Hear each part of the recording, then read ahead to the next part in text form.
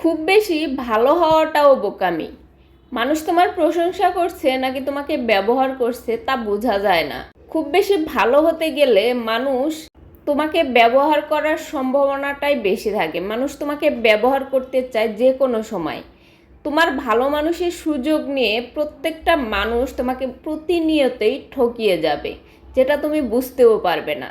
তাই খুব বেশি ভালো হওয়াটা বা সবার সামনেই খুব বেশি ভালো দেখানোটা বন্ধ করা উচিত। কারণ এখন বর্তমানে খুব বেশি ভালো থাকাটা সবাই ভালো চোখে দেখে না, সবাই তাকে ব্যবহার করার জন্যই উঠে পড়ে লেগে থাকে। তাই খুব বেশি ভালো দেখানোর দরকার নেই। যেমনটা আছো, যে যেমন তার সাথে তেমনটা করাই উচিত।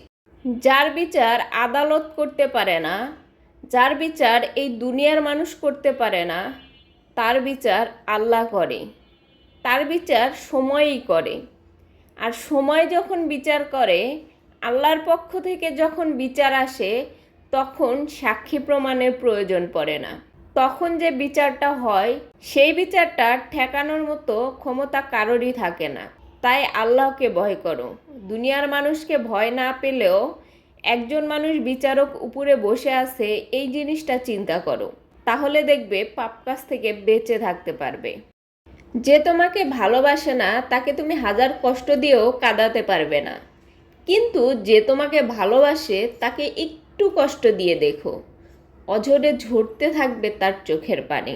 যাকে খুশি কষ্ট দাও, কিন্তু যে মানুষটা তোমাকে প্রচণ্ড রকম ভালোবাসে সেই মানুষটাকে কখনো কষ্ট দিও না, তাকে কখনো অবহেলা করো না।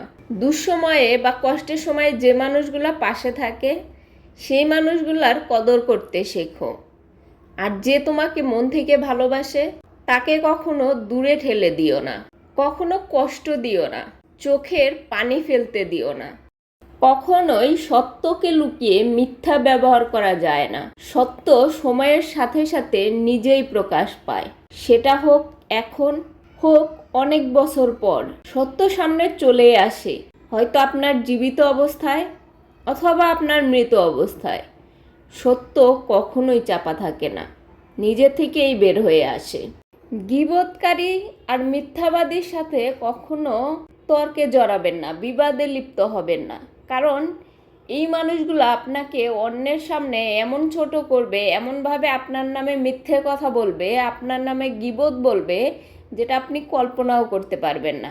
যদি আপনি মিথ্যাবাদী আর গীবতকারীর সাথে কোনো রকম কোনো বিবাদে জড়ান, এই মানুষগুলো আপনাকে নিচে নামানোর জন্য যা খুশি বলবে, যা মিথ্যা রটানোর, যা গীবত গাওয়ার গাইবে। পরিস্থিতি অনুযায়ী নিজের চাহিদা কন্ট্রোল করতে পারলেই জীবনটা অনেক সুন্দর হয়। আপনার পরিস্থিতি কীরকম আছে, আপনি এখন কোন পর্যায়ে আছেন, এটা অনুযায়ী যদি আপনার জীবনের চাহিদাগুলোও সেরকম রাখতে পারেন, তাহলে আপনার লাইফটা অনেক সুন্দর হবে। আপনি এই দুনিয়াতে বাঁচার জন্য সবটুকু সুখ পাবেন যদি আপনি আপনার চাহিদাকে কন্ট্রোল করতে পারেন। আর যদি আপনার চাহিদাকে আপনার পরিস্থিতি অনুযায়ী কন্ট্রোল করতে না পারেন, তাহলে আপনার লাইফ সবসময় আফসোসেই কেটে যাবে। জীবন হলো মৃত্যুর কাছ থেকে ধার নেওয়া কিছুটা সময়, যেটার হিসাব আপনাকে পই পই করে দিতে হবে। জীবনে কি করেছেন না করেছেন সেটা মৃত্যুর কাছে গিয়ে আপনাকে হিসাব দিতেই হবে।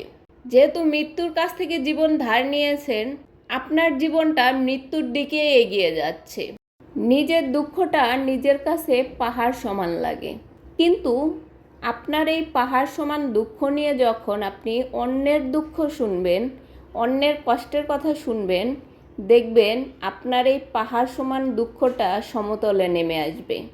জন্ম থেকে কোনো মানুষই ভালো বা খারাপ হয়ে জন্মায় না।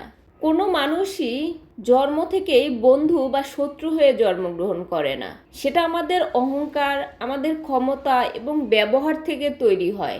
আমাদের পরিবেশ এবং আমাদের চারপাশের সব কিছু মিলিয়ে আমরাই মানুষকে অহংকারী, ক্ষমতাবান এবং বন্ধু অথবা শত্রু তৈরি করি। আপনার আশেপাশে এমন লোক আছে যারা শুধু আপনাকে জ্ঞান দিয়ে বেড়াবে।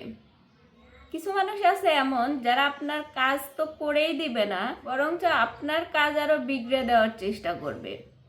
কিছু মানুষ আছে যারা দেখবে না ফিজিক্যালি আপনার কাজে হাত বাটাবে, না কোনো অর্থ দিয়ে সাহায্য করবে, কোনো কিছু দিয়ে হেল্প করবে না, কিন্তু বড় বড় জ্ঞান তারা ঠিকই দেবে। আপনাকে বলবে এটা করো ওটা করো, কিন্তু তারা নিজেরা কোনো কিছু করতে সাহায্য করবে না। বা টাকা পয়সা দিয়ে হোক বা নিজে ফিজিক্যালি হোক, তারা কখনোই আপনার হেল্প করবে না, কিন্তু তারা আপনাকে জ্ঞান দেওয়ার বেলা ঠিকই দিবে। এসব মানুষ অনেক আছে, আপনার বন্ধু বান্ধবের মধ্যে, আপনার আত্মীয় স্বজনের মধ্যে আছে। সব মানুষেরই কম বেশি আশেপাশে এরকম মানুষ থাকেই। কাউকে তোমার পৃথিবী বানানোর আগে 100 বার ভাবো, কারণ একটা মানুষ কখনো কারো পৃথিবী হতে পারে না। একক মানুষের জন্য আপনার পুরো পৃথিবীটা বাদ হতে পারে না। একা একজন মানুষ কখনোই কারো পুরো পৃথিবী হতে পারে না। কেউ যদি কারো পুরো পৃথিবী হয়, তাহলে সেই সম্পর্কটার মধ্যে ভারসাম্য থাকে না।